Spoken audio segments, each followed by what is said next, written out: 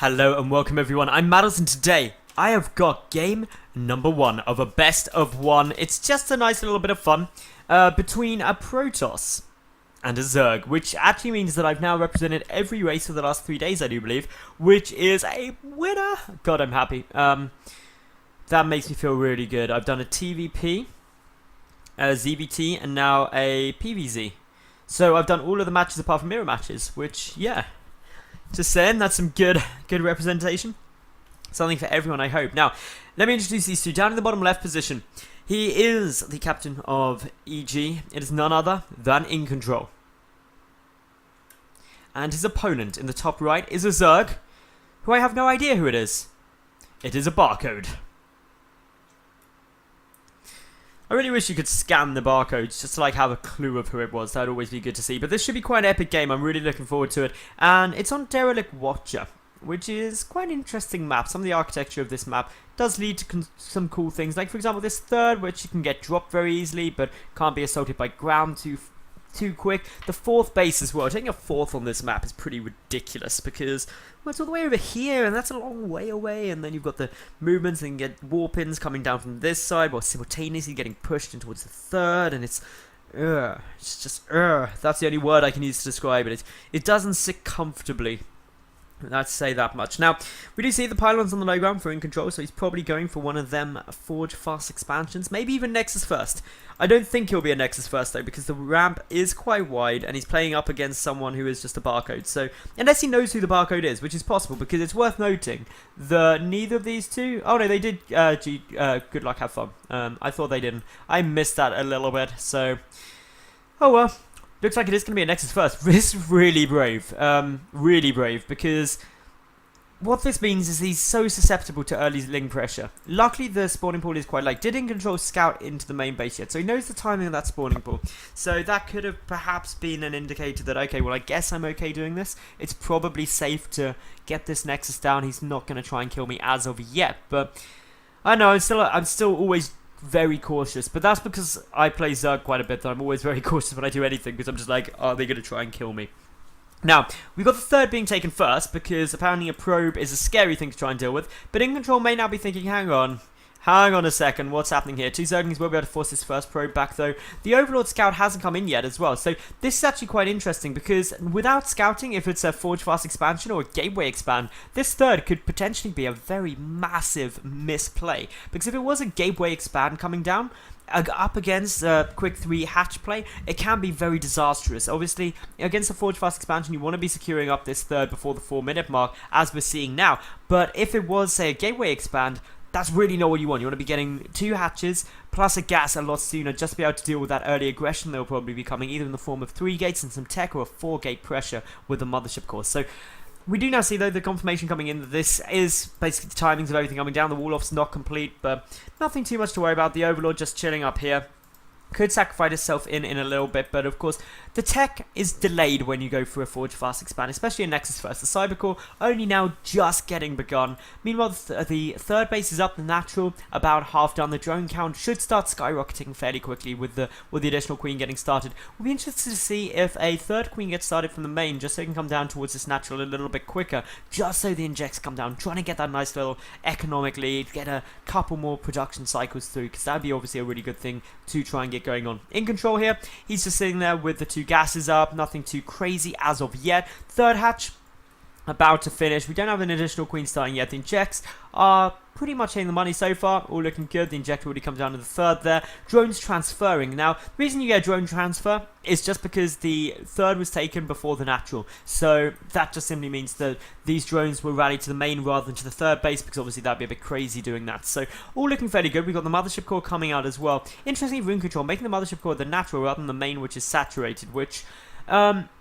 I would argue that's probably a little suboptimal, because if you made the mothership core here, obviously the probes don't have to walk down to the natural base, so you get slightly more efficient mining time, but that's like a really nitpicky thing. It's not going to make the world's largest amount of difference, but just something to think about if you are a Protoss player and you want to try and squeeze a little bit more efficiency out of your builds and things like that. In reality, you'll probably find iNcontroL just got his Nexus and just click the mothership core button rather than actually purposely placing it at either one of them. Now, the third coming down here very, very early from iNcontroL. This is a super greedy third base because he's got no tech yet. He's literally got one gateway. The Forge is only just now starting +1, as we can see. So this just means that his entire play, very, very interesting. The Overlord is going to get taken out, but did it see the third first? I don't know if it did. Like grab something for the vision. Yeah, he did see the third, so knows that's coming up. Roach nearly finished. What we're really interested to see now is if this third tries to get punished, because iNcontroL, by not getting anything else at his natural or in his main base as of yet, is able to spend that additional money on getting 4 gateways to create a wall off. So he's effectively gone up to 5 gates. He's going to add in some cannons, make this a very defensive position. So the only way this can really be punished easily now is, say for example, if the barcode went for a Spire. Mutalisk would be great in this situation, but with a +1 missile attack coming down, probably not going to be seeing that. The robotics facility as well, now getting started. So this is the first real tech that iNcontroL has got throughout this game, and considering it came down at around the 8-minute mark, that's very, very late. Additional gases also now getting taken. This takes us up to 6 gas, suggesting that we're now going to be getting some very, very tech-focused play coming down from the barcode. Meanwhile, iNcontroL also grabbing down the Twilight Council and his second Forge. So that second Forge is going to allow double upgrades to start coming through, the 2-1 upgrades once the Twilight Council is completed. Very, very nice, especially with Chrono Boost. That's going to give a nice upgrade lead, because only single upgrades coming down at the moment from the barcode player, who does have the lair nearly finished, and obviously the tech that comes down once that lair is done is going to be critically important to how the rest of this game goes. So in comes Hallucinated Phoenix, going to get a little bit of a scout. And can I just say, I love this. This is incredible. The reason this is so cool, getting a hatchery here, is because it will generate creep to join up the bases, meaning this creep tumor, the only current active creep tumor, can spread out this way as opposed to having to come back first, which is obviously very beneficial. Down comes the Spire, down comes the Hydralisk Den, so it looks like Mutalisks are going to be on the cards. A couple of pylons coming down though, so I wouldn't be surprised to see iNcontroL chuck a few cannons just around here to make sure that he's safe, because iNcontroL, a great guy, a great player, knows that Mutalisks would be a good option to try and punish this, so very, very smart things going on. Fourth being taken all the way down here to the bottom right. This is a long way out of position, like stupidly far out of position. It's very vulnerable, but that's only if it gets found. If it doesn't get found, then it's absolutely fine, because obviously iNcontroL won't go and try and kill it. So it comes down to whether he scouts it or not. Most of the observers and stuff coming around the top route for the time being. We'll see the macro hatchery in the center if it hasn't already been scouted. No, it hasn't. So once that comes down, that'll be good. The other thing that needs to get spotted, of course, is this Spire. It has already been seen. iNcontroL just waiting, coming back in to see if it's been cancelled. We'll see it nearly completed. This could prompt a couple of Stargates to go down. And yep, there we go. Double Stargate immediately on the cards. That's going to mean that double Phoenix production will get started. And iNcontroL should be able to defend against it pretty easily. But there's also 10 Hydralisks on their way out. The Spire is now finished, so this could not even be for Mutas. It could just be for some Corruptors in case there were a couple of Colossi, which, needless to say, there aren't yet. It's just a good number of Immortals. So iNcontroL needs to really identify this fairly fast, because if he doesn't, he's going to run into the small problem of, well, I'm making a lot of Phoenix, for example, and there's no Mutalisks out there. But he does have this Observer. Can this Observer see anything too critical? Well, I don't believe he can see the Hydras. Has now spotted a couple of them, but I don't believe knows quite how many there are there yet. The double Stargate about to finish up, and now what is going to come out? Will it be the double Phoenix play? Well, 2 Stargates are finished. They're yet to be selected. Now they are. There we go. Double Void Ray. Oh, good read there by iNcontroL. Not expecting to see anything else coming out, not expecting to see those Mutalisks, and that means that he's actually got an alright army composition. The Hydras still are the threat, but look at this Observer, can now see everything, knows precisely what's coming down, doesn't know yet about this fourth as far as I'm aware. Wouldn't be able to see the drone transfer either, just sees more and more units coming through. The robotics play getting started, because clearly when you've got a lot of Hydras and quite a few Zerglings, you want to make sure that you've got that splash damage down, want to start dealing some damage with that thermal lance, but, well, what more can you do as a Zerg in this situation? Well, you're getting the double upgrades, but remember, iNcontroL as well, he's been double upgrading pretty effectively. He's already a 2-1. He's probably going to start his 3-2 upgrades fairly soon. Extended Thermal Lance, obviously on its way down, as well as the first Colossus. I say the second Colossus? God, I'm just getting a little bit of ahead of myself there, but a couple of overseers in just in case DTs were to come around. Also spots that there is an Observer there, forces it back, but I don't believe it was noticed. The 5th base also now on its way, expanding down the bottom, not taking this top base up here, which iNcontroL is currently going to go and scout out. We do have some Corruptors on the way, but of course with the Void Rays already in this army, well, Corruptors aren't going to be too effective because the Void Rays with Prismatic Alignment deal so much damage to them, can focus it down pretty effortlessly and pretty damn easily. So something to keep an eye out for, but the Corruptor count is going to be pretty damn high, going up to 7 straight away. So with only those 2 Void Rays, especially if no more come out, it will still be effective against the Colossus, and that's really what those Corruptors are there for. There's kind of 2 main ways of dealing with a Colossus-based army with Zerg. Obviously, the staple is your Roach Hydra. But once the Colossi come out, that just won't trade well. So option 1 is to tech quickly up into Hive, get some Vipers out, try and get some good abducts. That can be really effective if done well. The other option is to get out some Corruptors and try and pick off the Colossi with those, and that works very effectively too. The downside to that style of play though is things like Void Rays can prevent it from being too effective because the Corruptors can get taken down very easily and very efficiently. Now we do see that the 5th base nearly up and running. The drone count sitting at 77 to 72 probes, so iNcontroL actually got a great economy behind this, as well as his upgrades. Now 3-2 upgrades coming through. No chrono boosts on them as of yet, but he does now have charge added in. That's going to help, but as we can see, the barcode player trying to get himself in a position where he could engage this. Got to be careful though, because the 3-base Protoss, which has been 3-base for a while, can do nearly anything. The Mothership Core gets instantly taken out. The Corruptors trying to come a little bit further forward, able to knock out one of those Colossus very, very quickly. The Void Rays targeting down the Corruptors as quickly as possible, but will it be enough? Will it be quickly enough? No, it won't. And suddenly the attack arc here for the barcode player is absolutely humongous, but a lot of Zealots charging in towards those Hydras at the top, and it should force the barcode player back for the time being. But iNcontroL losing all of his Colossi is not going to be too happy about that. Luckily he's making 2 at a time behind this, so we'll be able to remax that out fairly quickly. He's also securing up a 4th.